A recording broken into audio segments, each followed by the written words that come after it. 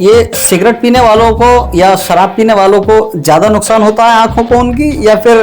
तो पहले किसी जमाने में 3 बंदर हुआ करते थे, अब एक चौथा बंदर भी है जो फोन में लगा रहता है और आसपास क्या हो रहा है उसे पता ही नहीं है। तो ये मैंने देखा बाजार में आजकल 100 रुपए वाले चश्मे बेचते हुए घूमते हैं लोग, और वो कहते हैं कि मैं आपको चश्मा बना के यहीं दे दूंगा, आपको डॉक्टर के पास जाने की जरूरत नहीं है। महंगापन 2 तरीके का होता है। सिर के दर्द में आंखों का क्या रोल होता है? क्योंकि बहुत सारी परेशानियां ऐसी आती हैं कि उसके सिर में दर्द हो रहा है, माइग्रेन हो रहा है, या कोई और सर्वाइकल हो रहा है, कि आंखें उसे चेक करवानी है अपनी। मोबाइल में जब आप देखते हैं या कोई भी एक बच्चा है या बड़ा आदमी है तो उसका ब्लिंक रेट 66% तक कम हो जाता है। रिसर्चेज में ये बताया गया है कि नॉर्मल आदमी 15 ब्लिंक पर मिनट करता है। जब हम मोबाइल या स्क्रीन देखते हैं तो वो घटकर 7 या 8 हो जाता है। जी, ये भी एक बहुत बड़ा कारण है आंख में चश्मे के नंबर का, ड्राई आइज का। जेवर प्रेस के सभी दोस्तों को मेरा नमस्कार। दोस्तों, आज जेवर प्रेस स्टूडियो में हमसे वार्ता करने के लिए मौजूद हैं डॉक्टर शुभम गर्ग। गेस्ट की श्रृंखला में इस बार डॉक्टर साहब हमारे साथ हैं जो कि आंखों के विशेषज्ञ हैं। जानेंगे उनसे किस प्रकार हमारी आंखें हमारे लिए महत्वपूर्ण होती हैं और बढ़ती उम्र के साथ साथ आंखों के रख रखाव के बारे में हमें क्या खास जानकारियां होनी चाहिए। डॉक्टर साहब, बहुत बहुत स्वागत है आपका। डॉक्टर साहब, जिंदगी में आंखें जो हमारे जीवन में रस भरती हैं, दरअसल हमारी फिल्में हो बॉलीवुड की, आंखों के बारे में भी हमारे गीतकारों ने बड़ी बड़ी बातें लिखी हैं। लेकिन एक समय ऐसा आता है जब हमारी आंखें कमजोर होने लगती हैं। तो आज उन तमाम विषयों पर आपसे चर्चा करेंगे। सबसे पहले आपसे जानना चाहेंगे कि एक डॉक्टर की नजर में आंखों को क्या महत्व होता है, कैसे देखता है एक डॉक्टर? सबसे पहले मैं आपको और आपके व्यूअर्स को थैंक यू बोलना चाहता हूं, जो उन्होंने इस अपॉर्चुनिटी के लिए मुझे सेलेक्ट किया है कि मैं इस चीज पे अपना पॉइंट ऑफ व्यू रख सकूं। अगर अब मैं बात करता हूं आंखों के लिए, तो आंख एक हमारे शरीर का एक वो अनमोल चीज है जिसका जो गॉड की तरफ से मिली तो हमें फ्री है, बट उसका रख रखाव बहुत जरूरी है। आंखों में कोई भी कमी कैसी भी छोटी से लेके बड़ी एकदम अचानक कभी भी नहीं होती है। वो जब भी होगी तो कुछ ना कुछ हमने उसमें गलतियां की होंगी, जिसकी वजह से उसका परिणाम तौर पे हमें कोई भी चीज हो सकती है। आइदर किसी भी प्रकार का वो इन्फेक्शन आप ले सकते हैं, किसी भी प्रकार का चश्मे का आवश्यकता है, या किसी भी प्रकार का सर्जरी का आवश्यकता है। तो उसका वो चीज डिपेंड करती है कि हम उसका रख रखाव किस तरीके से कर रहे हैं। आई जितना सेंसिटिव पार्ट है उसकी रख रखाव भी उतना जरूरी है।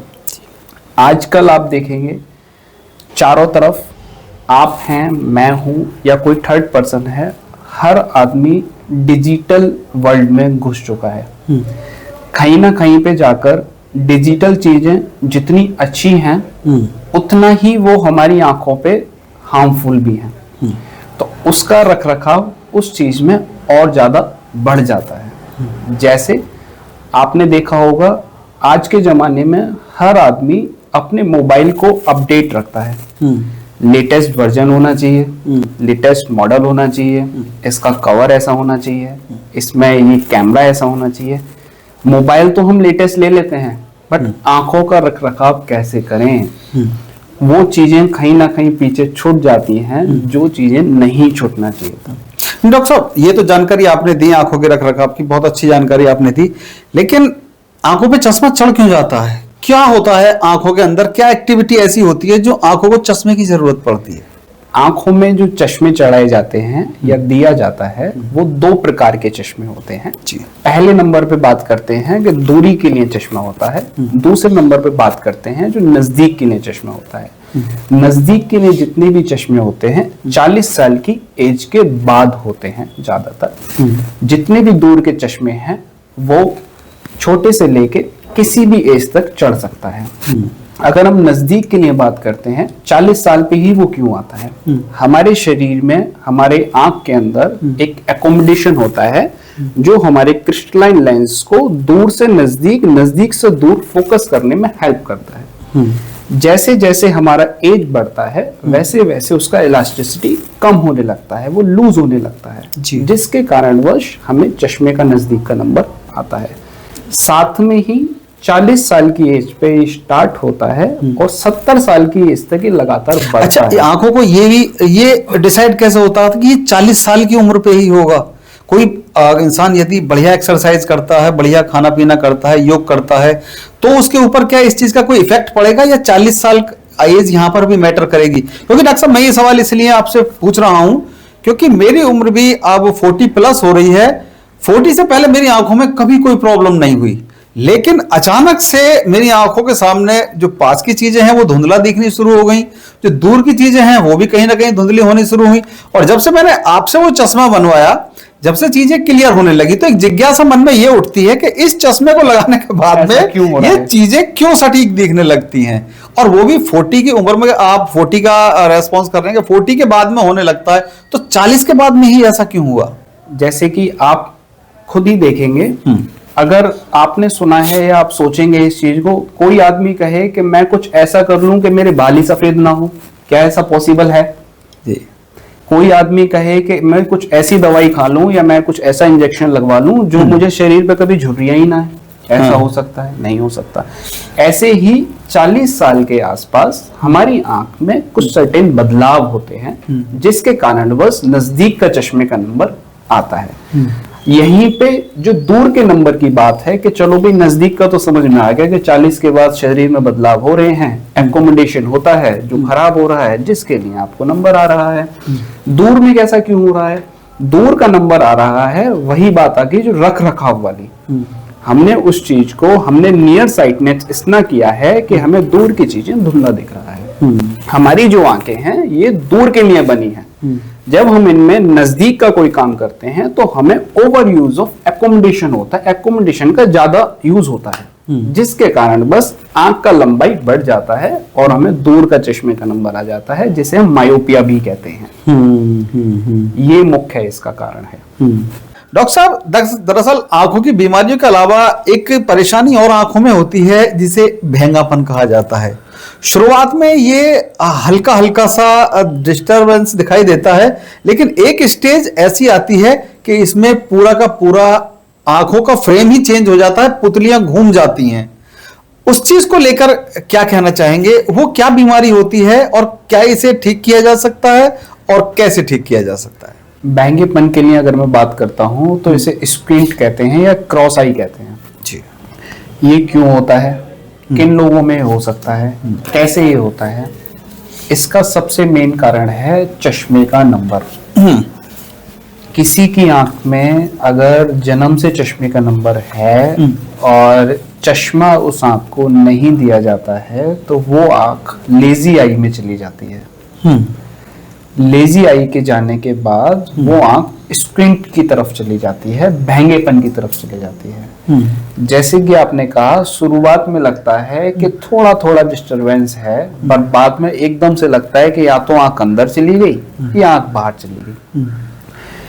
इसके लिए एनुअल स्क्रीनिंग बहुत जरूरी है। जिस आंख में चश्मे का नंबर होता है उस आंख में स्क्विंट होने के पूरे चांसेस हैं।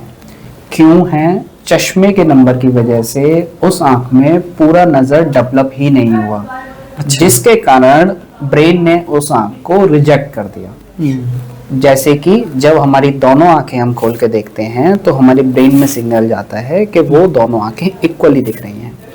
जब एक आई कम देखती है, एक आई नॉर्मल देखती है, तो हमारे ब्रेन में कंफ्यूजन पैदा होता है। ब्रेन उस चीज को, कंफ्यूजन को दूर करने के लिए उस आंख को रिजेक्ट कर देता है, जिसके कारण बस लेजी आई या स्क्विंट उस आंख में हो सकता है।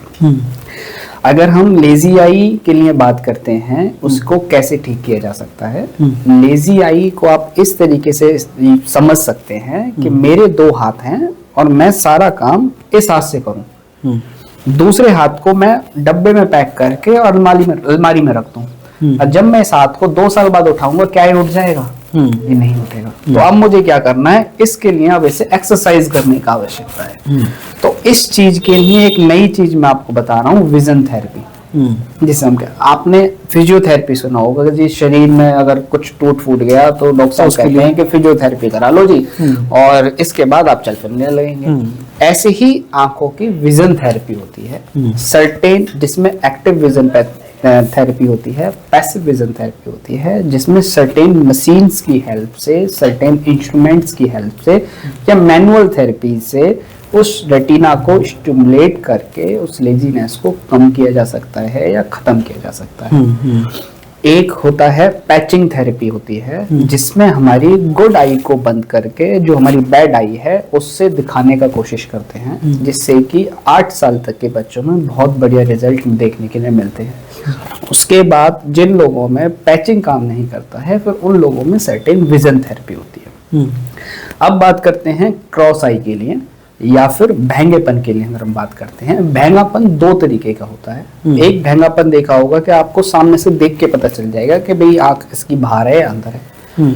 एक भैंगापन होता है कि जब आप फोकस करेंगे या फिर बंदा किसी चीज को फोकस करेगा सर्टेन टाइम पे वो दिखाई देगा, फिर वो नॉर्मल की तरफ दिखाने लग जाएगा।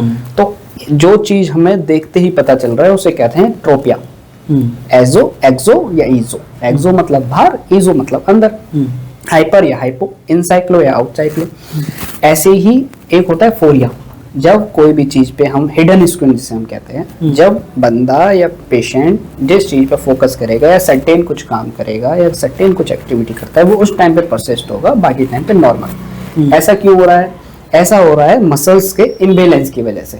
एक मसल मेरा ज्यादा काम कर रहा है, एक मसल मेरा कम काम कर रहा है, तो उसमें भी विजन थेरेपी करके हम उस चीज को बैलेंस करते हैं। बेसिकली बैलेंस बनाना है, जब बैलेंस बन जाएगा तो वो नॉर्मल की तरफ हो जाएगी। साथ में चश्मे का नंबर एक बहुत महत्वपूर्ण पॉइंट है दोनों ही केसेस में, लेजी आई में भी और स्क्विंट आईज में भी। अच्छा डॉक्टर साहब, ये परेशानी अभी एक समय ऐसा था जब लोग बहुत सारे ऐसे दिखाई देते थे जिनको ये प्रॉब्लम होती थी भैंगापन की, लेकिन बीच में टेक्नोलॉजी चेंज हुई है। मैं देख रहा हूँ कि उनकी आंखें बिल्कुल सही हो गई हैं। मेरे ही एक अभी मित्र हैं पास में, ये आर्मी में है, वो उन्हें कुछ समय से मैं देख पा रहा था कि उनकी आंखों में भैंगेपन की शिकायत हर बार जब भी मैं उनसे नेक्स्ट टाइम मिलता था तो वो ज्यादा होती हुई नजर आ रही थी। लेकिन अभी मुझे उनके घर से फोन आया तो उन्होंने बताया कि भाई उनकी आंखें पुतली बिल्कुल पूरी तरह घूम गई, उसके बाद उन्होंने ऑपरेशन कराया। तो क्या इन लोगों को देखने में कोई सामने परेशानी नहीं होती है पुतली फिरने के बावजूद? वो उस पर डिपेंड करता है कि पुतली उनकी कब से फ्री हुई है, पुतली किस वजह से फ्री हुई है। एक बंदा है जिसे जन्म से चश्मे का नंबर है, चश्मा नहीं लगाया है, उस कारण उसका पुतली बाहर गया है, तो उसे ऑब्वियसली देखने में दिक्कत होगा ही होगा। एक बंदा है जिसको कोई चोट लगा या कुछ सर्टेन ऐसी कंडीशन हुई जिसकी वजह से या कोई तेज बुखार आया या कोई ट्रॉमा हुआ किसी तरीके का या सिस्टम में कुछ इलनेस हुई जिसकी वजह से स्क्विंट हो गया। नजर तो उस आंख में है ना। जो स्क्विंट है या जो भैंगापन है ये मसल का बीमारी है ना, ये इसका नजर से लेना देना है, पर जब वो बहुत लंबे समय से अगर किसी कारणवश वो हुआ है तो उसका नजर से लेना देना कम होता है। अच्छा डॉक्टर साहब, बात करेंगे बच्चों की।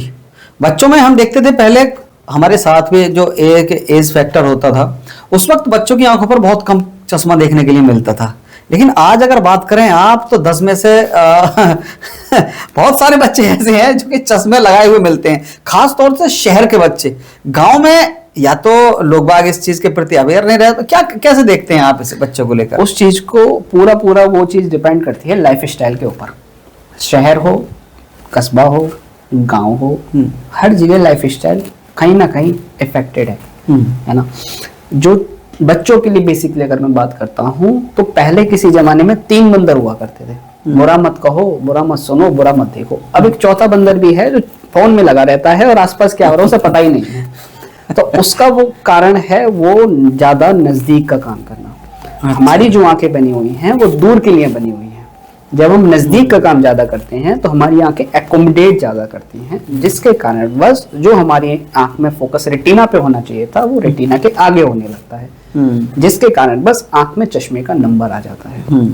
इस चीज को अवॉइड करने के लिए सबसे पहले हमें आउटडोर एक्टिविटीज बढ़ाना है बच्चों के लिए।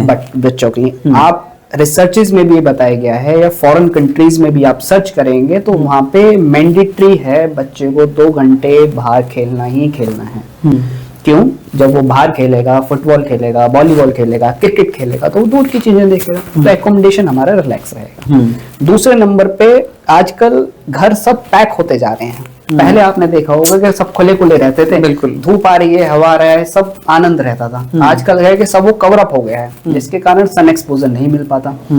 कहीं ना कहीं उस चीज का भी बहुत इफेक्ट है जी। तीसरे नंबर पे बात करते हैं तो खाने पीने के लिए बात करते हैं। आजकल बच्चों को फास्ट फूड ज्यादा पसंद है। पहले जमाने में फास्ट फूड होता था वो इस लेवल का नहीं होता था। ज्यादा से ज्यादा पहले जमाने में चाउमीन या बर्गर हुआ करता था। आजकल तो ऐसी ऐसी चीजें हैं कि उनके नाम भी अजीब और गरीब है। हाँ। है ना, तो उस चीज का भी बहुत फर्क पड़ता है। चौथे नंबर पे बात आती है मोबाइल, जो कि एक बहुत गलत चीज है। मोबाइल में जब आप देखते हैं या कोई भी बच्चा है या बड़ा आदमी है तो उसका ब्लिंक रेट 66% तक कम हो जाता है। रिसर्चेज में ये बताया गया है कि नॉर्मल आदमी 15 ब्लिंक पर मिनट करता है।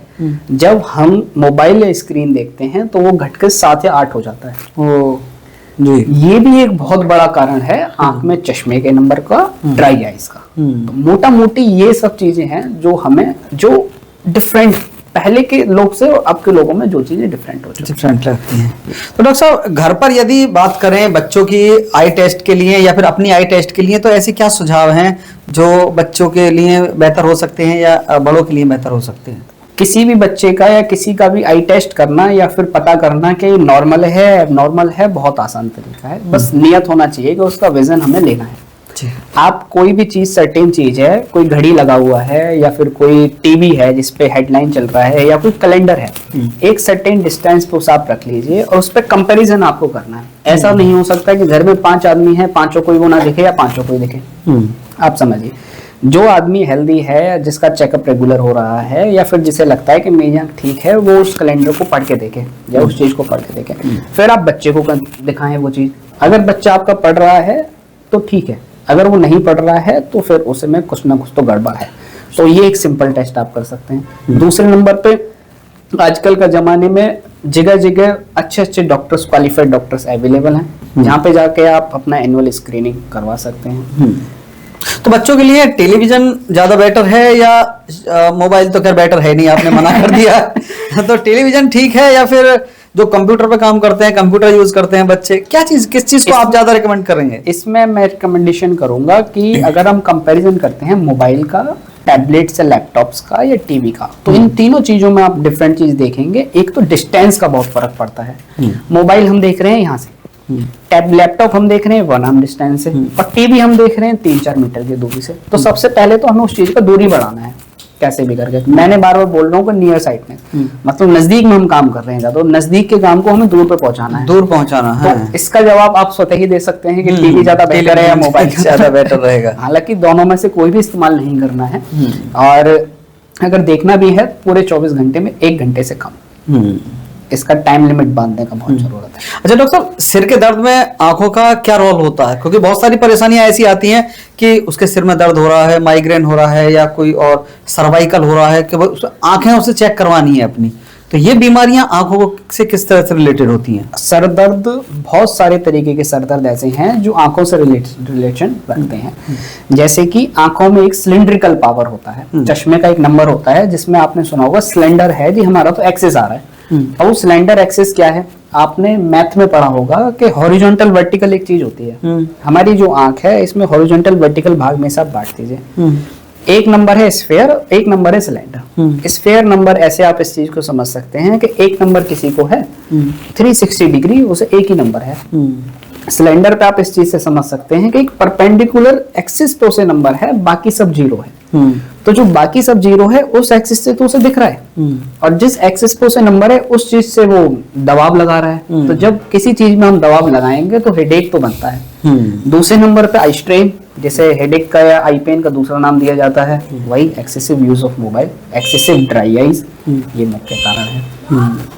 अच्छा डॉक्टर साहब, ये मैंने देखा बाजार में आजकल 100 रुपए वाले चश्मे बेचते हुए घूमते हैं लोग, और वो कहते हैं कि मैं आपको चश्मा बना के यहीं दे दूंगा, आपको डॉक्टर के पास जाने की जरूरत नहीं है। वो चश्मे किस तरह से इफेक्टिव हैं और उनसे क्या वाकई फायदा हो सकता है या उनसे बचाव की जरूरत है? बिल्कुल, कभी भी कोई भी चश्मा, कोई भी दवाई बिना बढ़िया कंसल्टेशन के हमें नहीं लेना है। उसकी वजह है, उसकी वजह ये है कि अगर आपको ज्यादा पावर दिया जाता है तो आपको बहुत सारे सिम्टम्स हो सकते हैं, जैसे आई पेन, हेडेक, कम दिखना, गति, ज्यादा गति से चश्मे का नंबर बढ़ना। कम नंबर अगर आपको दिया जाता है तो वो चीज भी नुकसानदायक है। अब कोई आदमी अटैची लेके घूम रहा है, मैं किसी के बारे में कोई कमेंट नहीं कर रहा हूँ, कोई आदमी कैसे भी अगर घूम रहा है तो प्रॉपर आई चेकअप के बिना कैसे हम बता सकते हैं कि भैया आपको इतने नंबर का आवश्यकता है या नहीं, है ना। अगर वो प्रॉपर आई टेस्ट करके अगर आपको वो दे रहे हैं तो बहुत बढ़िया है। अगर वो अंदाजे से दे रहे हैं तो कहीं ना कहीं तो आप भी समझते हैं कि वो गलत है। एक चश्मा सभी के ऊपर काम कैसे कर रहा है, हाँ। सबसे ज्यादा अचंभे की बात दूसरे नंबर पे बात करते हैं, जो चश्मे के अंदर शीशा लगता है, अगर कभी आपने अनकट वो शीशा देखा है बिना चश्मे में फिट हुए, वो इतना बड़ा शीशा आता है, उसका जो सेंटर है वो हमारी आंख के सेंटर से मैच करना चाहिए, तभी वो चश्मा एक अच्छा चश्मा है। जैसे सेंट्रेशन कहते हैं, जो मैं हर चश्मे में करवा के देता हूँ अपने यहाँ पे। अब वो सेंट्रेशन का तो वहां पे पॉइंट ही नहीं है, क्योंकि वो तो एक ढेरी है, हर आदमी का सेंटर अलग है, वो तो फिट करके देना, तो कहीं ना कहीं जाके तो वो नुकसानदायक रहेगा। लेकिन डॉक्टर साहब अभी मैं बात कर रहा था एक और डॉक्टर साहब से, जो अभी लेटेस्ट सर्जरी चल रही है, जिसकी बात आपने भी मुझसे की थी, क्या नाम था उसका? लेसिक। लेसिक सर्जरी, जिसको करने के बाद में आंखों से चश्मा परमानेंट हट जाता है। तो उनका कहना था कि आंखों से चश्मा सिर्फ इसी पद्धति के द्वारा हट सकता है, लेसिक सर्जरी के द्वारा। लेकिन दूसरी ओर हमारे बाबा रामदेव हैं और अन्य योगाचार्य हैं, वो आयुर्वेद की बात करते हैं और विभिन्न क्रियाओं की बात करते हैं। तो क्या ऐसा पॉसिबल है कि उन क्रियाओं को करने से चश्मा हटाया जा सके? कोई तरीका ऐसा है? देखिए, जितना मुझे इस पॉइंट पे नॉलेज है उस हिसाब से मैं ये कहूंगा कि आयुर्वेद या होम्योपैथी से या यूनानी से या योग करने से या एक्सरसाइज करने से वो चीज मेंटेन हो सकती है। उसका घटना और बढ़ना उस चीज पे तय नहीं करता है। नहीं, किसी बच्चे के मान लो बचपन से ही चश्मा लगा हुआ है, ठीक है, वो तो कहीं ना कहीं अपनी जगह स्टेबल है जी। अब क्या वो बच्चा योग करके अपना चश्मा हटा सकता है? उसका चश्मा हट सकता है, चेंजेस हो सकते हैं? योग करके या लाइफ स्टाइल में चेंज करके हम चश्मे के नंबर को मेंटेन कर सकते हैं, उससे के प्रोग्रेशन को हम रोक सकते हैं। 18 साल की एज तक हर इंसान में 0.5 से 0.75 तक चश्मे का नंबर बढ़ना ही बढ़ना है जी। उसके मुख्य कारण हैं कि हम नजदीक का काम ज्यादा कर रहे हैं, टीवी मोबाइल ज्यादा देख रहे हैं, आउटडोर एक्टिविटीज नहीं है, सन एक्सपोजर नहीं है, खाना पीना कहीं पे ना कहीं जाके सप्रेस हो जाता है। तो योग से या घूमने फिरने से वो चीजें कहीं ना कहीं बेहतर होती हैं। तो हम उस चीज का प्रोग्रेशन रोक सकते हैं। जो उसका मान के चलो, आज कोई 6 साल का बच्चा है, उसे -1 डायप्टर का मायोपिया है, 18 साल पे जाके कहीं ना कहीं 5-6 नंबर वो हो सकता है। लाइफ स्टाइल में हम चेंज करके उसके प्रोग्रेशन को स्लो डाउन कर सकते हैं। तो जो चीज हमारी आधा से पौना नंबर हर साल बढ़ रहा है, वही चीज घट के 3-4 साल में 0.25 या 0.5 पड़ेगा। तो जब हम कंपैरिजन इन चीजों का करेंगे तो बहुत लंबा इस चीज में फर्क आएगा। हमारी आंख में अगर आप रूरल एरिया की तरफ अगर आप जाते हैं तो वहां पे चश्मा ही सब कुछ है, और हमारे पॉइंट ऑफ व्यू से आप देखेंगे कि चश्मा सिर्फ एक भाग है, उसके अलावा 100 चीजें हैं।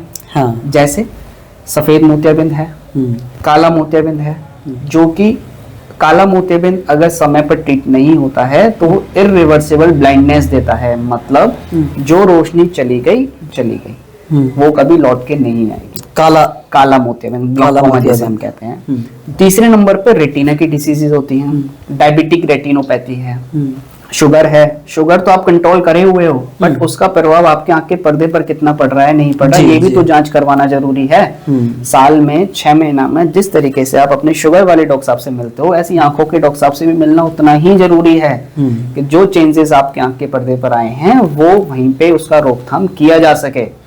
चौथे नंबर पे आता है पीडियाट्रिक ऑप्थेल्मोलॉजी या पीडियाट्रिक ऑप्टोमेट्री, जिसमें चीजें आती हैं लेजी आई। अब आप बात करेंगे कि जी ये आपने नया वर्ड बता दिया, लेजी आई, ये क्या होता है? लेजी शब्द तो मतलब ऐसा है कि कोई पढ़ा हुआ है तो उसको हम तो लेजी कहते थे, ये लेजी आई क्या नया शब्द हो गया? लेजी आई का मतलब है हमारी जो दोनों आंखें हैं वो प्रॉपर वर्क नहीं कर रही हैं। और सबसे मजे की बात यह है कि किसी को पता ही नहीं है, उस पेरेंट्स को या उस बच्चे को भी नहीं पता है कि उसकी दोनों आंखें प्रॉपर बंद हो रही है, नहीं काम कर रही हैं, नहीं कर रही हैं। जी। वो पता चलता है जब हम अचानक से किसी चीज पर फोकस करें और एक आंख बंद करें, अरे मुझे तो इससे दिख ही नहीं रहा, कब से नहीं दिख रहा किसी को भी नहीं पता। तो ये चीजें ध्यान रखना बहुत जरूरी है। इन चीजों के लिए प्रॉपर हमेशा रेगुलर आई चेकअप बहुत जरूरी है। वंस इन अ ईयर और वंस इन अ 6 मंथ बहुत जरूरी है। हालांकि बहुत सारे लोग सोचते हैं कि अगर मेरी आंख से पानी नहीं आ रहा, मुझे कम नहीं दिख रहा, मेरी आंख लाल नहीं हो रही, खुजली नहीं है, तो मैं क्यों दिखाऊं। बट रेगुलर आई चेकअप बहुत सारी चीजें आइडेंटिफाई करता है। डॉक्टर साहब, ये सिगरेट पीने वालों को या शराब पीने वालों को ज्यादा नुकसान होता है आंखों को उनकी, या फिर इससे कोई फर्क नहीं पड़ता? काफी फर्क पड़ता है। सिगरेट पीने वाले या अल्कोहल या किसी भी प्रकार का नशा करने वाले लोगों को बहुत फर्क पड़ता है। कई डिसीजें ऐसी हैं रेटिना की जिनसे परमानेंट विजन लॉस हो सकता है। ड्राई आइज एक बहुत कॉमन डिसीज है जो आजकल बहुत पॉपुलर है, जो कि स्मोकिंग करने से या किसी भी प्रकार का नशा करने से वो चीज होता है। क्या क्या क्या सिम्टम्स होते हैं उसके? ड्राई आइज का मेजरली सिम्टम्स है आंख लाल होना, आंख में चुभन होना, आंख से पानी आना, खुजली होना, ब्लर दिखाई देना, सर दर्द होना इत्यादि। ये सारे सिम्टम मोटा मोटी ड्राई आइज में देखे जाते हैं। अच्छा डॉक्टर साहब, आपने बात की सर्जरी की जो कि 5 मिनट में हो जाती है और चश्मा उतर जाता है, लेसिक सर्जरी। आप ही मुझे लगता है शायद जेवर में इस पद्धति को लेकर आए थे और बहुत सारे ऑपरेशन आपने किए हैं इसको लेकर।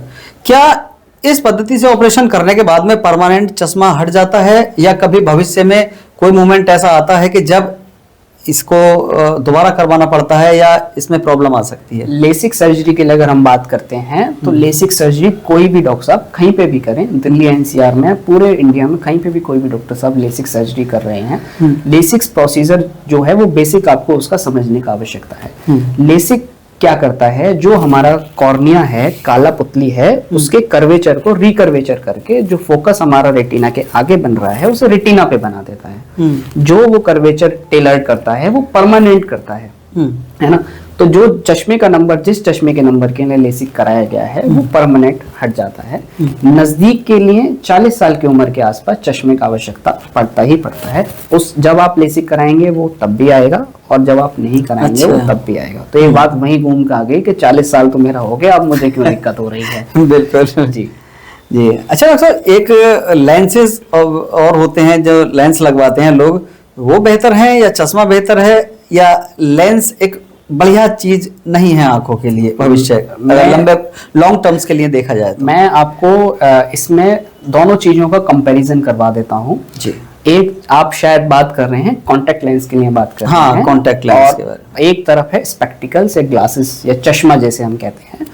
चश्मे के और कॉन्टेक्ट लेंस के दोनों के अपने अपने एडवांटेज और डिसएडवांटेजेस हैं। जैसे हम बात करेंगे कॉस्मेटिक पर्पस से तो कॉन्टेक्ट लेंस बेटर है, किसी को पता ही नहीं है कि आप चश्मा है आपको या नहीं है। दूसरे नंबर प्रोटेक्शन के लिए बात करेंगे तो चश्मा बहुत बेहतर है, कहीं से धूल मिट्टी आ गया, किसी ने चोट वोट मार दिया, बहुत बेटर है। दूसरे नंबर पे आप बात करते हैं कुछ ऐसे एक्टिविटीज हैं जिन्हें आप चश्मे के साथ नहीं कर सकते। जैसे आपको फुटबॉल खेलना है, आपको स्विमिंग करना है, आप चश्मे के साथ कर सकते हैं बट डिफिकल्टीज होगा। कॉन्टेक्ट लेंस के साथ वहां पे जाके वो चीज सप्रेस हो जाती है, आप उस चीज को आराम से खूब कर सकते हैं। आपको स्विमिंग करना है, स्विमिंग ग्लासेस ऊपर से पहन के आप कर दीजिए तो आपका उसमें विजन इफेक्ट नहीं हो रहा, आपको जो कंट्रास्ट है, आपका जो विजुअल क्वालिटी है वो उसमें इम्प्रूव ही हो रहा है। तो दोनों चीजों के लगभग समान है। अब आपको मैं इसमें एक नई चीज बताता हूँ। आपको अगर मैं बोलूं कि एक कॉन्टेक्ट लेंस ऐसे आते हैं कि आप रात को पहन के उन्हें सो जाइए, सुबह आपको चश्मे का आवश्यकता ही नहीं पड़ेगा। मतलब तो वो उससे क्या होगा? हाँ, तो वो चीज है ऑर्थोकेरेटोलॉजी, जैसे ऑर्थो की लेंस कहते हैं। ऑर्थो की लेंस क्या होता है कि रात को जब कोई भी बंदा जिसको माइनस का नंबर है, रात को अगर वो अपनी आंख के अंदर उसे पहन के सो रहा है, ओवरनाइट में वो कॉर्निया की सरफेस को फ्लैट करेगा, जिसकी वजह से अगले दिन उसे क्लियर दिखाई देगा। फिर अगले दिन रात को वो पहनकर सोएगा। मतलब वो लेंस खत्म हो जाएगा आंखों में से? नहीं, वो लेंस को पहन के सोना है और सुबह निकाल के उसके बॉक्स में रख देना है। तो वो आंखों की दृष्टि सेट कर देगा। वो जो आपका फोकस रेटिना के आगे बन रहा है, जिसके कारण आपको चश्मे का नंबर है, वो उसको इस तरीके से फ्लैट करेगा कि वो रेटिना पे बनने लगे, आंख के पर्दे पे बनने लगे। तो जिससे कि आपको इमेज क्लियर दिखाई देगी और आपको चश्मे का टेम्परेरी चश्मे का आवश्यकता नहीं पड़ेगा। इसका इस्तेमाल मायोपिया प्रोग्रेशन में बहुत किया जाता है, मायोपिया प्रोग्रेशन को कंट्रोल करने के लिए बहुत किया जाता है। जैसे कि मैंने अभी आपको बताया कि छोटे बच्चों में 18 साल की एज तक 0.5 से 0.75 तक चश्मे का नंबर बढ़ता ही बढ़ता है। तो जब हम ऑर्थोकेरेटोलॉजी को इस्तेमाल करते हैं तो वो प्रोग्रेशन बहुत तेजी से घट जाता है।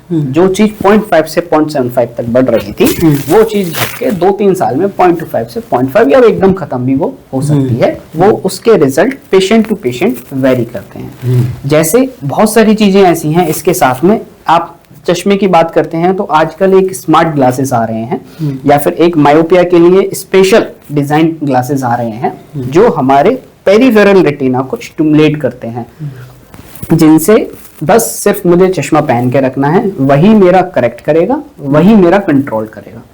तो दिखाएगा भी और उसको कम भी करेगा या उसको कंट्रोल भी करेगा। ऐसी ही एक दवाई आती है एट्रोपिन नाम से। कभी आपने आंखों का जांच कराया है तो वहां पे एक दवाई डालते हैं जिससे पुतली फैल जाता है। 3-4 घंटे धुंधला दिखता है, काफी लंबे समय तक धुंधला दिखाई देता है। 3-4 घंटे आपको धुंधला नहीं दिखता, धुंधला दिखाई देता है। उसी कैटेगरी का एक दवाई आता है एट्रोपिन, जो कि बहुत स्ट्रॉन्ग डायलेटर है।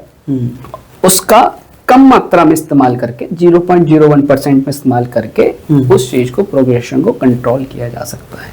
तो बहुत बेहतर टेक्नोलॉजीज हैं, डिपेंड करता है कि किस पेशेंट को हम कौन से टेक्नोलॉजी के साथ इस्तेमाल करके उसके प्रोग्रेशन को रोका जा सकता है। मायोपिया आज के टाइम में वर्ल्ड लेवल पर एक एपिडेमिक है। अगर इसका प्रोग्रेशन नहीं रुकता है तो हाफ ऑफ द पॉपुलेशन को एक दिन चश्मा लगाना पड़ेगा। डॉक्टर साहब, एक आपने बात की थी अभी थोड़ी देर पहले सफेद मोतियाबिंद, काले मोतियाबिंद की, तो ये तो शायद वो डिसीज हैं जो लगभग एक समय के बाद में मोस्टली लोगों को हो जाती हैं। लेकिन यदि हम बात करूं तो अभी जो मैंने आपसे बात किया आंखों में पानी आने वाली शिकायत, ये अभी जल्द में ही मैंने अपने एक मित्र की आंखों में देखी थी, तो उसी के जरिए मैंने आपसे बात किया। ऐसी कौन कौन सी बीमारियां हैं जो एक एज के बाद में होती हैं, जैसे कि सफेद मोतियाबिंद की बात की आपने, काले मोतियाबिंद की, सफेद की और काले की अंतर क्या होता है इन डिसीज का, और कैसे एक इंसान जाने कि हमें ये प्रॉब्लम आंखों में होने लगी है या हो सकती है। देखिए, बहुत सारी डिसीजेस ऐसी हैं, आई डिसीजेस ऐसी हैं जो एज के ऊपर डिपेंड करता है। वो एक उम्र के बाद हो सकता है, या फिर बहुत सारी डिसीजेस ऐसी हैं जो एक उम्र के बाद तो हो सकती हैं, साथ में वो कभी भी किसी को हो सकता है ना जी। सफेद मोतियाबिंद के लिए अगर मैं बात करता हूँ या काले पानी या काला मोतियाबिंद के लिए मैं बात करता हूँ, दोनों चीजें बहुत डिफरेंट चीजें हैं जी। डिफरेंट कैसे हैं? सफेद मोतियाबिंद के लिए अगर मैं बात करता हूँ तो वो एक लेंस का चेंज है, और अगर मैं काले मोतियाबिंद या ग्लाकोमा के लिए बात करता हूँ तो वो एक नस का बीमारी है जिसमें नस सूख जाता है। अच्छा। ऑप्टिक नर्व जो होता है वो हमारे दिमाग में सिग्नल भेजता है, उसमें सूजन या उसमें कमी के कारण काला पानी होता है। कैटरेक्ट या सफेद मोतियाबिंद एक ऐसा चेंजेस है जिसको हम ऑपरेशन कर लेंस को चेंज कर पूरा रिकवरी कर सकते हैं। ग्लाकोमा में या काला पानी में जो डैमेज हो गया या फिर जो हमारी पेरिफेरल विजन चला गया वो कभी भी रिकवर नहीं हो सकती। कैटरेक्ट पूरा ट्रीटेबल है, रिकवरेबल है। काला पानी या ग्लाकोमा सिर्फ मैनेजेबल है, हम सिर्फ इसे मैनेज कर सकते हैं। आप इस चीज को ऐसे समझ सकते हैं, किसी आदमी को बुखार आया तो मैंने बुखार का वजह टाइफाइड, तो हमने टाइफाइड का इलाज किया, उसे जो भी है दवाइयां दी तो वो ठीक हो। और किसी आदमी को डायबिटीज हो गया तो डायबिटीज खत्म थोड़े हो जाएगी, वो सिर्फ मैनेज होगी। तो ऐसे ही है सफेद मोतियाबिंद, काला मोतियाबिंद, दोनों चीजों में बहुत जमीन आसमान का फर्क है। कैटरेक्ट आजकल आप देखने के लिए मिलता है, पहले आपने सुना होगा कि 60-70 साल के बाद ही मोतियाबिंद होता था जी। आजकल आप बात करेंगे कि आपको यंग लोगों में कैटरेक्ट मिल रहा है, मोतियाबिंद मिल रहा है। उसकी वजह है एक्सेसिव यूज ऑफ स्टेरॉइड्स। हर चीज में आजकल स्टेरॉइड्स लोग लेते हैं। स्टेरॉइड एक ऐसा ड्रग है, मैजिकल ड्रग है, आपको रिलीफ तो वो तुरंत देगा बट उसके साइड इफेक्ट्स बहुत ज्यादा हैं। कहीं ना कहीं एक्सेसिव यूज ऑफ स्टेरॉइड की वजह से बहुत सारे लोग ऐसे हैं, उन्हें सफेद मोतियाबिंद भी हो जाता है और काला पानी भी हो जाता है, दोनों चीजें साथ में हो जाती है। तो उसमें यह है कि सफेद मोतियाबिंद का ऑपरेशन करने का आवश्यकता है, काले पानी का दवाई चलाने का आवश्यकता है। सकता है। तो दोनों चीजें अलग अलग हैं, दोनों चीजों की रेगुलर जांच कराने का बहुत आवश्यकता है। दोनों काले पानी में फैमिली हिस्ट्री एक बहुत इंपॉर्टेंट रोल करती है। अगर किसी के घर में, परिवार में या किसी को काला पानी है उसके रिलेटिव में, तो उसको होने के पूरे चांसेस हैं। 40 साल की उम्र के बाद हर साल आंख का जांच कराना बहुत जरूरी है। आंख का जांच से मेरा मतलब है चश्मे का जांच नहीं, डिटेल जांच कराना जरूरत है। नस का हालत दिखाने का बहुत आवश्यकता है। जैसे हमारे शरीर में प्रेशर होता है, ब्लड प्रेशर हम जिसे कहते हैं, ऐसे ही हमारी आंखों में प्रेशर होता है, आईओपी जिसे कहते हैं, उसका चेकअप होना बहुत जरूरी है, जो कि बहुत कम जगह होता है। तो लोगों को बहुत सारी जानकारी आंखों के बारे में होती नहीं है, उन्हें बस 2-3 चीजों के बारे में ही मोस्टली पता होता है, जैसे कि सफेद मोतियाबिंद के। मोतियाबिंद हमने तो यही सुना था कि हमारी दादी नानी के बचपन में सुना कि भाई हाँ हमें नानी की आंखें बन रही हैं, उन्हें मोतियाबिंद हो गया था, कि नानी की आंखें बनी मोतियाबिंद हो गया था। लेकिन मोतियाबिंद के बाद में जो डिटेल से जानकारी आपके द्वारा मिली, ये मुझे भी पहली बार मिल रही है। दिखाई देना कैसा शुरू हो जाता है जब किसी को भी ये सिम्टम्स के बारे में सिम्टम्स की बात कर रहा हूं, क्या डेली लाइफ में उसे दिक्कतें होंगी जिसकी वजह से उसे पता चले यार मुझे सफेद मोतियाबिंद या काला पानी तो नहीं हो गया। सबसे पहले सफेद मोतियाबिंद के लिए अगर हम बात करते हैं, तो जब आप तेज धूप में जाएंगे तो आपको आंख में चौंध लगेगा, लाइट के चारों तरफ रंगीन छल्ले गोल रंगीन छल्ले दिखाई देंगे, रात में ड्राइव करने में आपको दिक्कत होगा, सड़क अगर साफ है आपको लगेगा जैसे धूल मिट्टी जैसा उड़ रहा है, मोटा मोटी इस प्रकार के सिम्टम होता है। काले पानी में सिम्टम सबसे पहली बात है कि ये पेरिफेरल विजन को इफेक्ट करती है। पेरिफेरल विजन आप कैसे समझ सकते हैं कि हम सब लोग दुनिया में सीधा देखते हैं। आप साइड से देखेंगे, जैसे मेरा हाथ हिल रहा है तो मुझे पता चल रहा है कि मेरा हाथ हिल रहा है। काले पानी में पेरिफेरल विजन इफेक्ट होता है। आदमी को पता क्यों नहीं चलता है कि जब वो फोकस सामने कर रहा है पीछे क्या हो रहा है किसको क्या पता है ना जी। पता कब चलता है कि वो धीरे धीरे बढ़ के इतना हो गया कि उसे साइड का दिखना ही बंद हो गया। साइड से कोई आदमी निकला और जस्ट सामने आ गया, तब कहता है अरे मुझे तो दिख नहीं रहा। अच्छा, तब तक बहुत देर हो जाती है। हाँ। इसीलिए मैं बार बार कह रहा हूँ एनुअल आई चेकअप बहुत जरूरी है, डिटेल आई चेकअप बहुत जरूरी है। डॉक्टर साहब, आप एलोपैथी, ये बीमारी जो दवाइयां हैं आपकी एलोपैथी बेस्ड होती हैं? एलोपैथी बेस्ड होता है सर। लेकिन आपके साथ ही आपके छोटे भाई, बड़े भाई रोहित गर्ग, जो कि होम्योपैथिक के क्षेत्र में काम कर रहे हैं, मैंने उनसे कई बार कंसल्ट किया है कई मामलों को लेकर, काफी अच्छे उन्होंने राय दी हैं। आप कैसे देखते हैं होम्योपैथी को, किस तरह से सोच रखते हैं होम्योपैथी के बारे में? होम्योपैथी एक बहुत बढ़िया चीज है ना। होम्योपैथी में होम्योपैथी के साथ होम्योपैथ का अच्छा होना एक बहुत जरूरी है। अच्छा, होम्योपैथी में कोई भी मेडिकेशन फिक्स नहीं है। आपसे होम्योपैथी जितना भी चलता है वो आपकी केस हिस्ट्री के ऊपर चलता है, आपकी डिटेलिंग के ऊपर चलता है।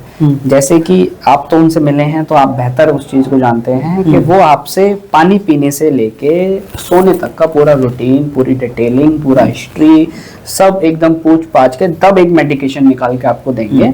और आपके सर के बाल से लेके पैर के नाखून तक जो भी डिसीज है वो अपने आप उसमें रिकवर हो जाएगी।